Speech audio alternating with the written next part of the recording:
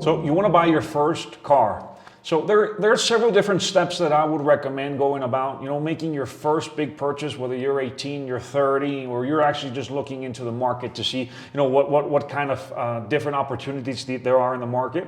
Whether you're looking to buy it in cash, whether you're looking to finance it, or whether you're looking to do a mix and match of these items, it's very important to take account of several different things, right? Again, considering that this is a finance channel, we'll be looking at different topics, to make sure that, the purchase actually makes sense. Now, I think to start, there's a very, very important thing that we need to understand, right? The difference between an asset and a liability. Our car is not an asset. 99.999% of the time, it's not going to be an asset, right? You're going to be buying something that will go through depreciation, right? Which in layman's terms will mean that it will be worth less after usage, after years, so on and so forth. There's different factors that will change the way that this actually works or how the numbers play out, all right? But rule of thumb is when you go in and you buy a brand new car, as soon as you drive it off the lot, it's going to be worth a lot less, right? I mean, it's a debatable topic whether it's going to be 5, 10, or 20%, right, depreciation. As soon as you drive it off the lot,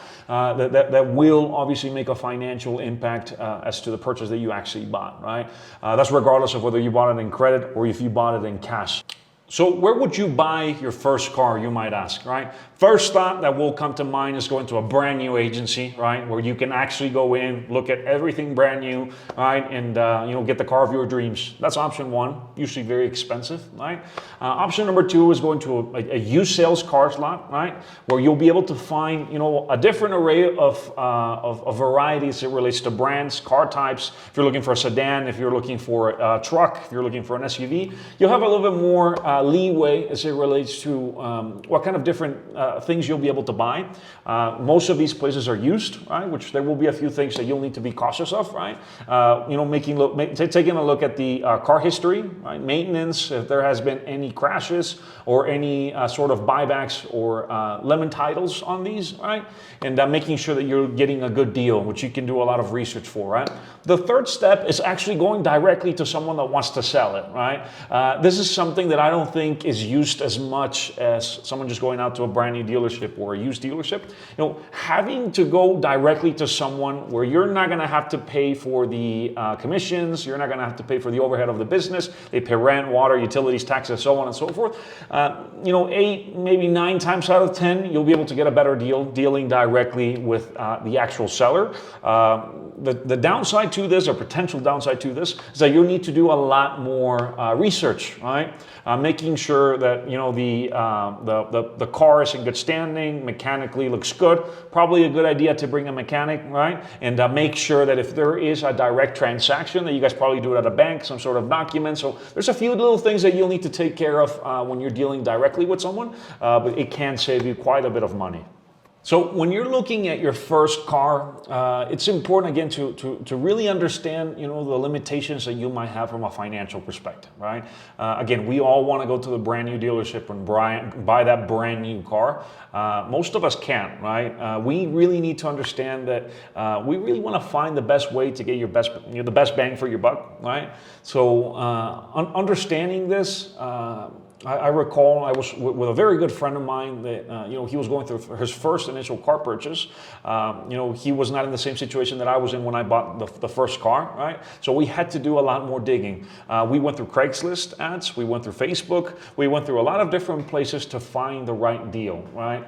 And you just want to be very careful about, people that are not very truthful, or you want to be very careful with people that, are not very direct as far as their dealings, right? So one of the mistakes that he made is that he found a car, I remember it was a 2007 Volkswagen Jetta.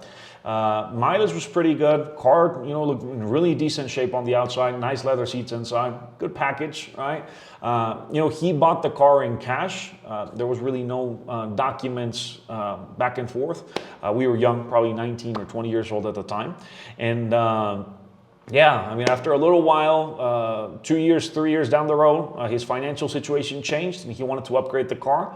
When he went to go sell it, he found out as soon as they went through the VIN, vehicle identification number, is where they found out that car had actually been involved in 2 car accidents. So my friend did not do the due diligence of going through and researching, the history that comes with every single car, right? To understand, what he was actually buying. And at the time that he sold it, instead of getting the 12 or the 13,000 that he thought that the car was worth, I think he was able to come out with like 7 or 8,000. So again, where you put your money, regardless of whether it's a vehicle, if it's an asset, right, a property, or some sort of other investment, this is something that I really am going to drive on this channel, is to make sure that you really do your due diligence and understand what you're buying, how much it's going to be worth, and all of the associated factors, that come along with this. So in conclusion, buying your first car, what do you do? So again, there is not one right answer to this. I think that, again, you need to go through your credit history, see how much you can pay, right? And understand what type of different, risk you're willing to partake to either save on some of the money, right? And be able to get a better deal. So again, you're able to go to a brand new dealership if you want to buy your first car, understanding that the document that they show right in front of you as far as the financing papers, that's a big revenue for the car dealership. So you're not always getting the best deal. Part number two, if you go to a used car salesman or a used car dealership, understand that there might be issues with the title, so make sure that you're always taking a look at the title. If they don't have a title for you, you can go search the VIN, right, vehicle identification number, and it'll have a history to be able to do this. There's a bunch of different services online that will allow you to go in and look at the history of the car, right? And again, taking the same advice as it relates to financing to make sure that you do have your good options to be able to do this, right? The last one that we covered on this channel, just to wrap this up, is going directly to someone, right? So it's an individual to individual sale. There is no dealerships involved with this. Again, you'll need to be more cautious as to, the dealings that you'll have. The benefit to this is you're probably going to get your best bang for your buck if you find a really, really good deal, because there's not a lot of different overheads, commission rates, and other different expenses that you'll need to pay when you're buying your first car. But again, make sure that you check your financing options. If you do anything, make sure that you do have a sales agreement. You can find one online very simplistically. Take a look at the VIN history. It's probably good to bring a mechanic, especially if you're getting a good deal, right? Just to make sure there are no hidden issues in the car, right? And finally, understand that whether you do option 1, option 2, and option 3, the car that you buy is going to decrease in value depending on usage and depending on time.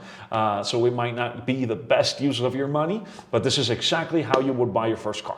Thank you for watching my channel. Please make sure that you smash the like button. It really helps out with the YouTube algorithm. If you'd like to see more of this content, please subscribe. And there's a little bell icon. Make sure that you click on it so you get notifications when there's new uploads. We will continue to cover, the best topics as it relates to finance. Any comments or any suggestions or otherwise, please make sure you include them in the comments down below. I do read all of them, and I will be answering as many as I can. Thank you, guys.